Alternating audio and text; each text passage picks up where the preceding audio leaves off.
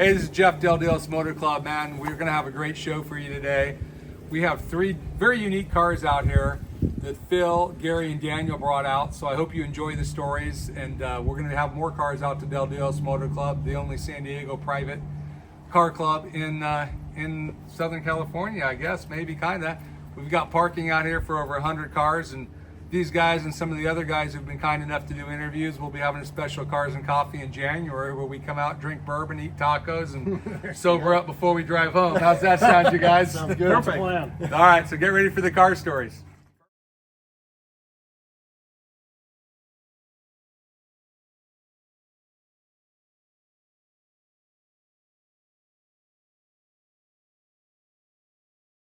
We're going to talk about three pretty unique cars here. We've got some American cars, we've got a Japanese car. So we're going to start talking about Daniel's Mazda RX7. So why don't you tell us about it, Daniel? Yeah, this is a 1985 Mazda RX7. It's the second year of the 13B. This is actually a GSL SE, which is the top version at that time.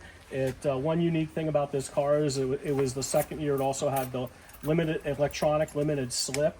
So the body kit you see is from Mariah Motorsports.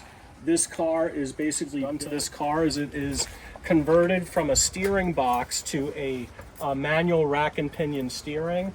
It has Techno Toys coilovers, and interior is stock except for the stereo system is all upgraded. It has 6 speakers with the manual rack and the coilovers. It just handles incredible. It also has an aluminum flywheel, and also from Japan, if you see the shifter, it actually has a right-hand car drive into the transmission, a short throw shifter that's as tight as like a Ferrari gated shifter. So this car is just such a, just a pleasure to drive. And it also has an exhaust on it. And Daniel, I know you got a 280Z also, correct? Yeah, so I have a 77 280Z 5-speed. Yeah, and then you also have is a 73? 1971 Mach 1 Mustang resto modded with a 429 in it, right? 429 Super Cobra Jet, yeah, 6-speed. I'd love to get that out here to Del Dios Motor Club sometime and do a whole story on that. We'll have to arrange that at some point. Absolutely, that sounds great. How long have you had the Mazda? I've had this for about 5 years. 5 years, and I know we both know Best of Show Coach works, but they've done some great work, and it's a really cool RX7. What year is it again? I know it's a 1985. 1985. So it's the second year of the 13B, which is the fuel injected rotary. Wow.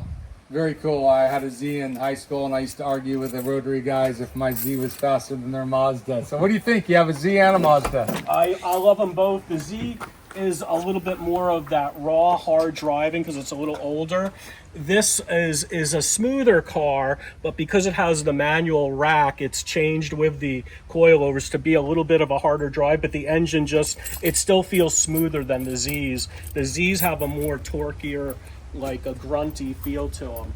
Well, here at Del Dios Motor Club, we like all the cars, so we've lined up an eclectic collection, sort of like our own collection. So we're going to move on to Gary, and Gary just recently bought this. Tell us about it, Gary. Yeah, I think I bought this earlier this year. I think it was around May, maybe. I actually wanted one of these back in the 80s when they came out. So, I graduated high school in 1984. These were from 83 to 88, and I had a couple of friends that bought them new, and I just couldn't afford one. Yeah, and, I know how that is. Yeah. And I wanted one, and just recently I was trying to figure out what I wanted to buy, and I was like, I think it's time to get my G-body. So I started looking around a little bit for one, and they're hard to find in decent factory condition. Most of them have been chopped up. So I was looking for one that was stock, and especially because here in California with smog and everything else, you got to try to find one that still has all of its smog stuff on it. So I actually found this car in New Jersey. It was a one-owner car.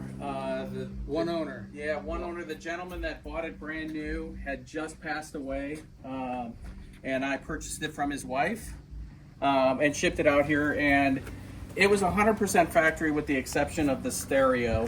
And when it got here, I did a few modifications, nothing that can't be reversed. I took the factory wheels off and put these wheels on. and I lowered it slightly. Front of these sat really high, so I got 2-inch drop spindles on the front and a 1-inch dropped rear springs on the back. And then I put some Flowmaster mufflers on it just to give it a little bit of a rumble because it was like a sewing machine. So, well, it's funny because I invited you out today because Phil was coming out. You know Phil, and we didn't know each other except from a few cars and coffees. Right.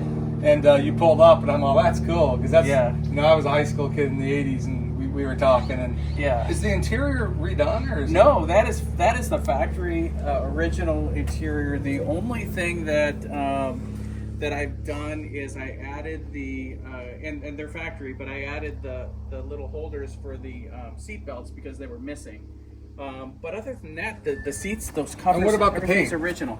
It has had one repaint. Oh, that's beautiful. Yeah, so And I'm normally all about stock. I mean, I appreciate all cars, but you know, I'm the caretaker, just like you're taking over for someone. We're all Right. taking care of the car for the next person, right?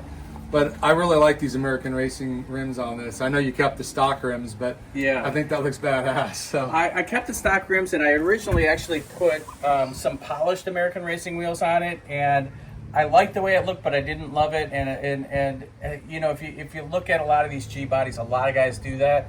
So I thought I would switch those out and put the gray painted ones on.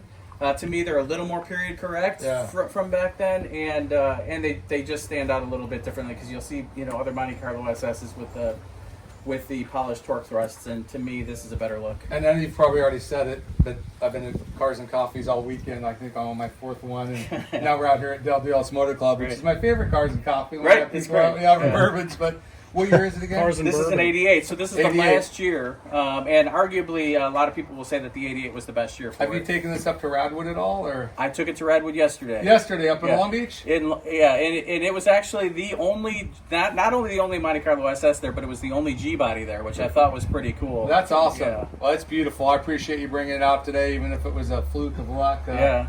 Running into you and saying, come on out and see Phil. So we're going to move on to Phil. Phil's, if you're watching our Instagram channel, you've seen Phil's Hugger Orange Z28, which is just badass. A really cool car. Even cooler is his K5 Blazer 72 that we did a story on Instagram if you missed it. But I found out Phil owned a van. Phil, tell me about the van, because I love vans.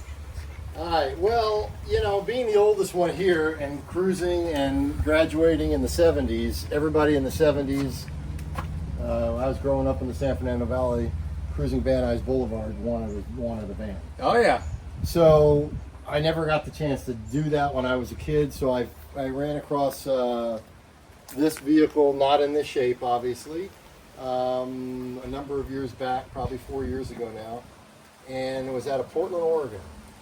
And I basically gutted it, took it down to the bare bones, and mechanically went through it. Still had the original 350 in it, 350 transmission.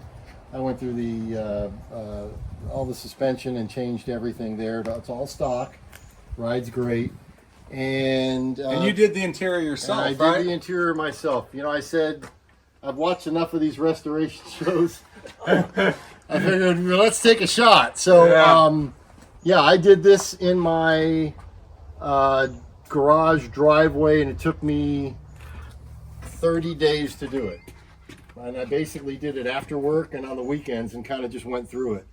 And it was, a little bit of a learning curve going through it, but I wanted something that was, simple, clean, nothing over the top. Yeah. I didn't want to do the shag, the shag wagon like everybody else has. Right. I wanted something Look at just the- a little bit different. And the front end, I just love the front ends on these. And you already 66 76. So Bonanza G10. the bicentennial year. We all, Yeah. guys our age, all remember the bicentennial That's quarters right. that we used to collect because we thought they'd be worth a fortune, yeah. right? Yeah. Right? Yep. And the Bonanza basically is a promotional series put out by Chevrolet. Right.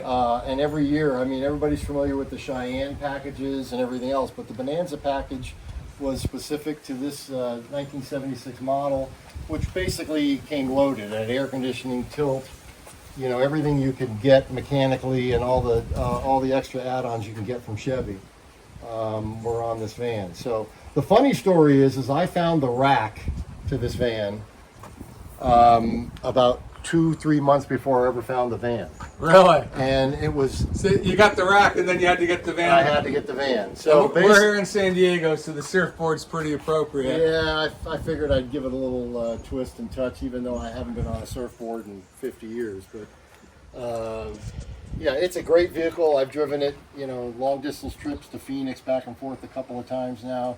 It's a very comfortable drive. The air conditioning blows ice cold. It's just a really comfortable vehicle. Well, you and I met over Z28s because we both really like Z28s, Yep. right? And I Yep. saw you out Yep. at Encinitas, whatever their once a month car show is called, and we started talking. You have a Hugger orange one, I have dust blue, but now you got me looking at vans online. And that's kind of what Del Dios Motor Club's all about, learning about other cars, what other people like. I like all three of these cars out here today. We'll be doing a whole bunch of car stories. We're going to have our website up soon, so you can submit your own car stories or your friends' car stories, because there's got to document them, man. You got to remember. You got to, it's fun learning about other people's cars. It's kind of like an online Cars and Coffee. Yep. So I appreciate you listening to Del Dios Motor Club today, and hope you enjoyed these three very unique vehicles.